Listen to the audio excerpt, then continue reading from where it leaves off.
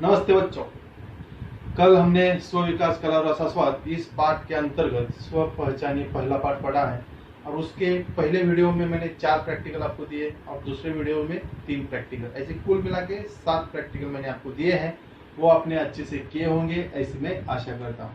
अब इसी पाठ के अंतिम 2 प्रैक्टिकल जो है वो आज हमको समझने हैं और करने हैं। तो उसमें से पहला प्रैक्टिकल है स्व की कविता और दूसरा है स्व अहवाल। स्व कविता मतलब क्या? ये सबसे आसान प्रैक्टिकल। यहाँ पे रिक्त स्थान दिए हैं, उन रिक्त स्थानों की पूर्ति आपको करनी है। लेकिन रिक्त स्थान लिखने से पहले आपको ये क्वेश्चन में क्या पूछा है इसको समझना है। लिखने से पहले पढ़ोगे तो लिखने में आपको आसानी होगी। तो मैं आपको समझा रहा हूँ, आप समझो। तो पहले रिक्त स्थान में आपको नाम लिखना है, दूसरे रिक्त स्थान में आपको पिता का नाम लिखना है और तीसरे रिक्त स्थान में आपके भाई बहन जो है उनके नाम लिखने हैं। लेकिन जो ये चौथा है उसमें आपको मेरी पसंद की 3 बातें लिखनी है। आपकी पसंद कौन सी है? तो 1 2 3 ऐसी 3 अपनी जो पसंद है उसकी 3 बातें लिखनी है। उसके आगे का क्वेश्चन है मुझे पसंद नहीं है, उसके भी 3 बातें लिखनी है। आपको क्या पसंद नहीं है उसकी 3 बातें लिखनी है।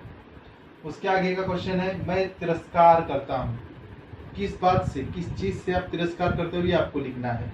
उसके आगे का क्वेश्चन है मेरी शारीरिक एवं स्वभाव की विशेषता, 2 बातें लिखनी है। शारीरिक मतलब फिजिकली जो आप अच्छे हो, आपकी हाइट अच्छी है, आपका रंग गोरा है, आपका आवाज अच्छा है, आपकी आंखें बहुत सुंदर है, ऐसी अनेकों हो सकती है। उसमें से खाली आपको जो मालूम है ऐसी 2 ही विशेषता लिखनी है। और स्वभाव की 2 विशेषता। स्वभाव मतलब आपने इसके पहले जो प्रैक्टिकल किए उसमें आपको समझ में आया होगा। तो आपकी स्वभाव की जो विशेषता है वो 2 लिखनी है। और उसके आगे में मुझे करना है 3 बातें। आपको क्या करना है कुछ तो भी आपने मन में डिसाइड किया होगा कि ये करना, ये करना, ये करना, ऐसी 3 बातें आपको यहाँ पे लिखनी है। उसके आगे का क्वेश्चन है मुझे लगने वाला डर। डर तो बहुत किस्म के होते हैं। किसको अंधेरे का डर लगता है, किसको भीड़ का डर लगता है, ऐसे बहुत सारे डर है। आपको किस चीज का डर लगता है वो आपको लिखना है। मेरा सपना 1 लिखना है। आपका कुछ तो भी सपना होगा ना। आप इस सपने भी बहुत प्रकार के, रात को सोते हैं वो जो सपना देखते हैं वो अलग है और खुली आंख रख के दिन में जो सपना देखते हैं वो अलग। तो आपका जो भी सपना है वो आपको लिखना है। मेरी इच्छा, आपकी इच्छा क्या है ये आपको लिखनी है। मेरा निश्चय, निश्चय मतलब क्या? अब महाभारत में भीष्म पितामह ने एक निश्चय किया था, दृढ़ निश्चय किया था कि मैं अंत तक, आखिरी सांस तक शादी नहीं करूंगा। ऐसा आपने भी कुछ तो भी अपने मन ही मन में कल्पना की होगी, एक निश्चय किया होगा। ऐसा कुछ तो भी जो निश्चय किया है वो आपको लिखना है। और इसका अंतिम जो क्वेश्चन है, इसका मुझे अभिमान है, किस बात का, किस चीज का आपको अभिमान है, ये आपको यहाँ पे लिखना है। तो इसी तरह से ये जो रिक्त स्थान है वो रिक्त स्थानों की पूर्ति करनी है। लेकिन ये करते समय विशेष बात पे आपको ध्यान देना है। ये जो क्वेश्चन है ये अलग रंग के पेन में लिखो और इसके आंसर अलग रंग के पेन में लिखो। समझ लो जैसे ये आपने ब्लैक पेन में क्वेश्चंस लिखे हैं तो ब्लू पेन में इसके आंसर्स आप लिखोगे। लिखने के बाद उसको पहले रफ में ही करो, 2 3 4 बार रीड करो। तो गलतियां अगर होगी, समझ में आई होगी तो गलती करेक्शन करके फिर उसको फेयर में करो। अब इसका दूसरा प्रैक्टिकल स्व अहवाल। स्व अहवाल मतलब क्या है इसको आपको ध्यान से समझना है। स्व अहवाल का मतलब क्या है? इसी पार्ट में आपने जितने भी प्रैक्टिकल किए हैं उस आधार पर, या जो अभी तक का आपका ज्ञान है उस आधार पर ये स्व अहवाल आपको बनाना है। तो आपके बुक में ऐसा एक चार्ट बनाया है, मैंने भी आपको एक चार्ट के जरिए ही मैं आपको बता रहा हूँ, सेम है। लेकिन बुक में, चार्ट में यहाँ पे उदाहरण के तौर पे कुछ बातें बताई है, मैंने यहाँ पे रिक्त रखा है। मैं आपको खाली एक्सप्लेन करने वाला हूँ, उसको आप समझो। लेकिन जो बुक में भी है उसको आपको कॉपी नहीं करना है, उसको समझना है और फिर अपने से, अपनी भाषा में लिखने की कोशिश करनी है। तो ये चार्ट कैसे, वो देखिए। पहला है निकष, मेरे बल स्थान मतलब प्लस पॉइंट। और यहाँ पे है सुधारना करने के क्षेत्र, मतलब आपके वीक पॉइंट्स। तो आप निकष में देखेंगे ज्ञान, कौशल्य, दृष्टिकोण, सामाजिक, अभिभावक, मित्र, रिश्तेदारों के साथ संबंध, और यहाँ पे है आर्थिक।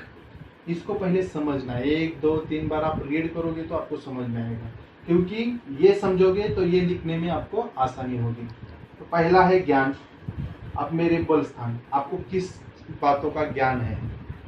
पढ़ाई के आप भी लिख सकते हो, पढ़ाई के अलावा जो भी आपके अंदर टैलेंट है उसका भी आप लिख सकते हो। सुधारना करने के क्षेत्र, मतलब आपको लैंग्वेजेस या हिस्ट्री ऐसे सब्जेक्ट अच्छे आते होंगे, लेकिन दूसरे मैथ्स अच्छा आता नहीं है, साइंस अच्छा आता नहीं है, वीक सब्जेक्ट जो है, तो वो आपको यहाँ पे लिख सकते हो। कौशल्य, कौशल्य मतलब हुनर, टैलेंट, आपके अंदर जो टैलेंट है वो टैलेंट आपको यहाँ पे लिखना है। और सुधारना करने के क्षेत्र, सुधारना उसमें, उस टैलेंट में और कहाँ पे कमी है और क्या कर सकते हो, ये आपको लिखना है। जैसे समझ लो कौशल्य के अंदर आपको गाना गाना आता है या आप कविता अच्छा करते हो, लेकिन सुधारना करने के क्षेत्र में समझ लो आप कविता अच्छा कर लेते हो, लेकिन वो कविता अपने तक ही सीमित है। आप लोगों के, बहुत सारे लोगों के सामने या क्लास में सबके सामने खड़े होकर अपनी कविता आप प्रेजेंट नहीं कर पाते हो। या गाना गाना आता है आपको, आप बहुत अच्छा गाना गाते हो, लेकिन एक ही प्रकार का गाना गाते हो, अलग प्रकार का गाना आ गया तो आप में डर, आपको डर लगने लगता है, आप अच्छे से उसको प्रेजेंट नहीं कर पाते हो। तो ये आपके बल स्थान है, एक ही बल स्थान है, लेकिन उसमें सुधारना करने के जो क्षेत्र है वो यहाँ पे लिखने हैं। अब आते हैं दृष्टिकोण। दृष्टिकोण मतलब कि आपका उस क्षेत्र के तरफ, आपके अंदर जो अच्छे गुण है उसकी तरफ आपका देखने का नजरिया क्या है, वो आपको समझना है। अब ये जो है ये बहुत महत्वपूर्ण है। आपकी प्रगति के मार्ग में आने वाली जो रुकावटें हैं ये यहाँ से स्टार्ट होती है। मतलब क्या है कि सामाजिक, अभिभावक, मित्र, रिश्तेदारों के साथ संबंध, जिस समाज में हम रहते हैं, जिस परिवार में हम रहते हैं, अपने जो मित्र हैं उनके साथ अपने रिलेशन कैसे है, उसके ऊपर ही आपके प्रगति का आगे का लेखा जोखा बनने वाला है। तो ये समझना है। जैसे यहाँ पे देखो मेरे बल स्थान में आपका जो प्लस पॉइंट है वो है कि आप एक अच्छे इंसान हो, आपके सबके साथ अच्छी बात बनती है, आपके जल्दी से मित्र बन जाते हो, ये आपके प्लस पॉइंट है, बल स्थान है आपका। लेकिन सुधारना करने के क्षेत्र में अगर देखेंगे तो आपके जो निर्णय है या आपके जो विचार है उनके ऊपर आपके दोस्तों का असर रहता है। आप अपने निर्णय बोल नहीं पाते हो, आप अपनी बातें नहीं बोल पाते हो, आप उन लोगों की बातें अपने मुंह से बोलते हो। तो यहाँ पे सुधार करने का जरूरत है, तो ये आप यहाँ पे लिख सकते हो।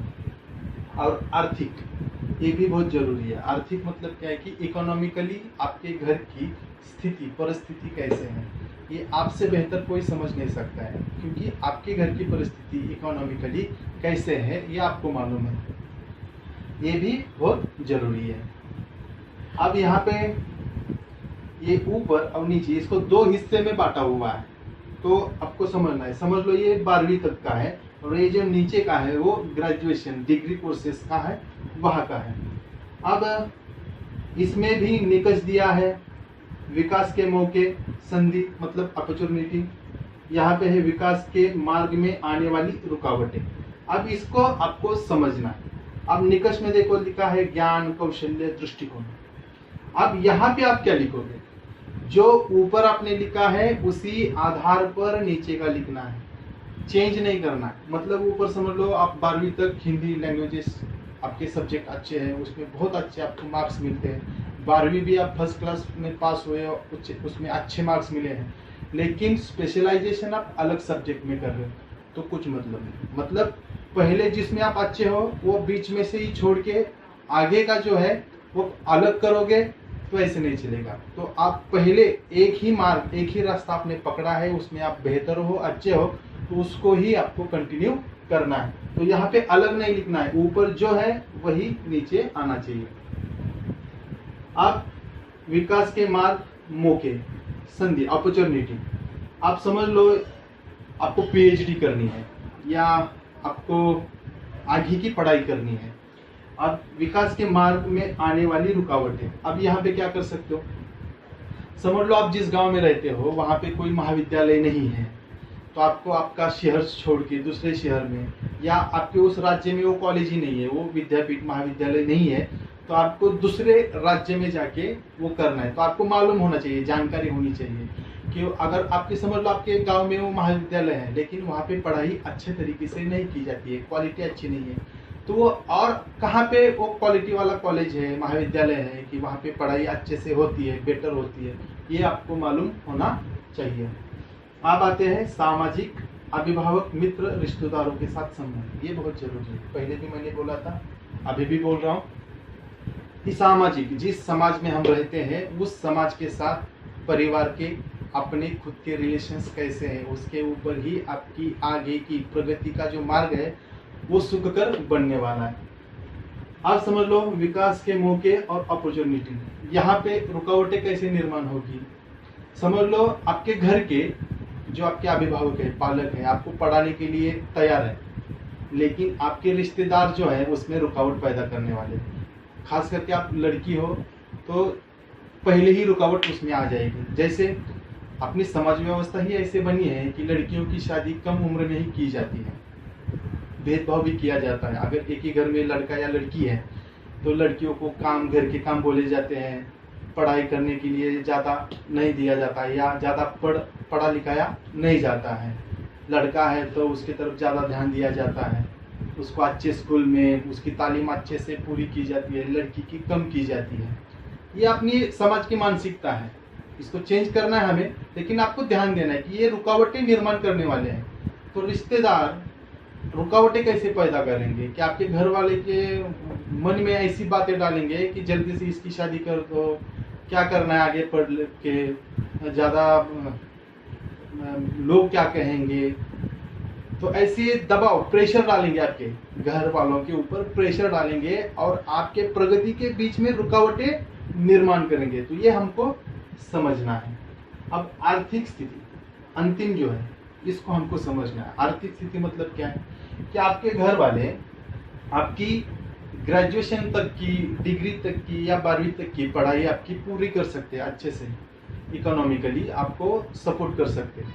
लेकिन आगे की अगर आपको पढ़ाई करनी है तो यहाँ पे देखो विकास के मौके, मार्ग में आने वाली रुकावटें, तो रुकावट आ गई ना, इकोनॉमिकली आपको प्रॉब्लम क्रिएट हो सकती है, क्योंकि आगे की जैसे जैसे आप पढ़ाई करोगे तो उसमें खर्चा आने वाला है, कॉलेज की फीस है, बुक्स है, उसका खर्चा है।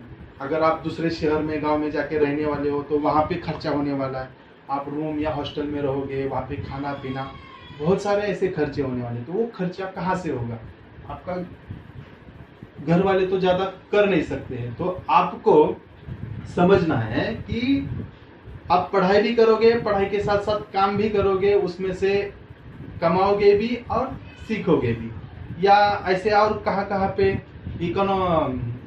बैंक लोन देती है, एजुकेशन लोन मिलता है, या ऐसी सामाजिक संस्थाएं होती है, कौन सी संस्थाएं कि आपको पढ़ने लिखने के लिए मदद करती है, या स्कॉलरशिप्स होती है जहाँ से आपको पैसा मिले और आप अपनी पढ़ाई पूरी कर सको। तो ये जानकारी आपको होनी चाहिए। तो ये है स्व अहवाल। तो इस पाठ के जो दो अंतिम अपने प्रैक्टिकल थे, पहला था स्व की कविता और स्व अहवाल, ये आपको अच्छे से समझ में आए होंगे, ऐसी मैं आशा करता हूँ और आपसे विदा लेता हूँ। धन्यवाद।